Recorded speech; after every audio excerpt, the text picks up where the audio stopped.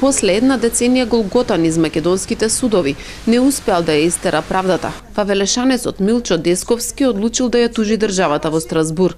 Пред Меѓународниот суд за човекови права се жалел на предолгата процедура за имотен спор и добил 3200 евра од републичкиот буџет. Деновиве легнале на сметката на Десковски како оштета за предолгото судење. Основен суд Велес, апелационен суд Скопје. Апелационен суд Скопје, основен Велес.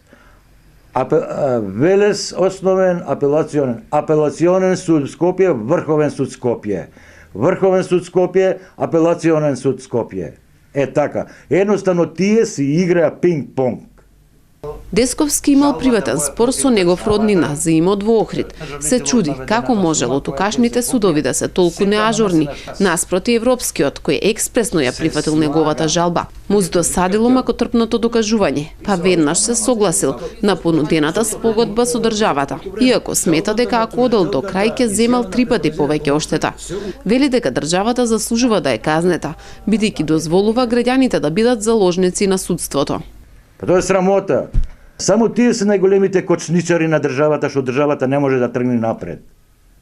Не може 650 суди во Македонија и 1800 адвокати во Македонија да се играат и да ја одредува судбината на народот. Тоа само Господ може.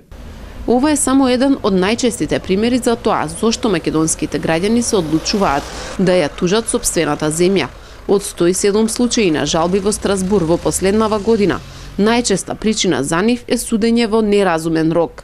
Во споредба со претходните години, бројот на тужби е зголемен двојно па и тројно, а за една деценија Република Македонија исплатила 1,5 милион евра оштета на граѓаните кои ги добивале споровите во Страсбур.